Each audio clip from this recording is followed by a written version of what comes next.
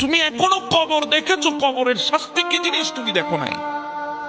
ওখানে বাঁশ পচার আগে মানুষের লাশ পচে যায়।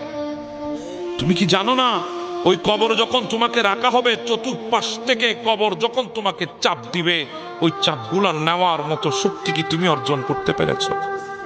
সহ্য করার শক্তি কি তোমার আছে? তুমি কি ওই কবরে যাওয়ার মতো তোমার কাছে এখনো প্রস্তুতি কি তোমার হয়েছে? তোমাকে ওখানে একা থাকতে হবে। অতএব যেই জিন্দেগি তুমি আজকে আল্লাহর দরবারে মৃত্যু কামনা করছো, তুমি যদি সেটা না করে আল্লাহর কাছে যদি তুমি ফরিয়াদ করো, মাওলা কষ্ট তুমি দিয়েছো, এই কষ্ট থেকে তুমি আমাকে উত্তোলন করবে, তখন জিন্দেগি চাইবে জিন্দেগি। তুমি যখন বুঝবা কবরের মধ্যে কত কঠিন শাস্তি হতে পারে, সেদিন তুমি আল্লাহর দরবারে জিন্দেগি কামনা করবা। তুমি বলবে, মালিক আমাকে জিন্দেগি দান করো, হায়াত দাও যাতে তোমার ইবাদত আরো বেশি করতে পারি, হায়াত দাও যাতে নিজেকে প্রস্তুত করতে পারি ওই কবরে যাওয়ার জন্য, হায়াত দাও আল্লাহ আমি যাতে আমল করতে পারি। এত সহজ না মৃত্যু। আপনি মৃত্যুকে এত সহজ হিসাবে নিয়েছেন।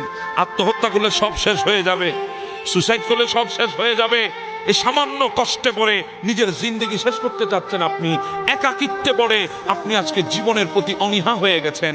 আরে শুনেন, একাকিত্ব এটা আল্লাহর পক্ষ থেকে একটা নিয়ামত। কারণ দুনিয়ার এই ফিতনা থেকে, দুনিয়ার এই ফিতনার কোলাহল থেকে নির্জনতা অনেক উত্তম। আর আল্লাহ ওই বান্দাকে একা রাখতে চায় যাকে আল্লাহ নিজের প্রিয় বানাইতে চায়। যত বেশি একাকিত্ব তত বেশি গীবত মুক্ত আর গুনাহমুক্ত। সেজন্য যেই একাকী অবস্থায় আপনি আছেন, এটাকে আল্লাহর ইবাদত করার জন্য চেষ্টা করেন। একাকী অবস্থায় রবের দরবারে সিজদা দেওয়ার চিন্তা করেন।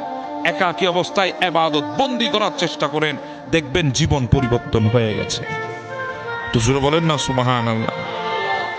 আপনি একাকী যখন হয়ে গেছেন, তখন আপনি আল্লাহর দরবারে ফরিয়াদ করতে আপনার জন্য সবচাইতে সহজ। কারণ আপনি যখন কথাগুলা বলবেন, একাকী অবস্থায় হৃদয়ের আবেগগুলা ঢেলে দিয়ে আল্লাহর দরবারে চাইতে পারবেন। মানুষের সামনে আপনি পারবেন না, কিন্তু একাকী অবস্থায় আপনি চাইতে পারবেন। কথা বলেন ঠিক না?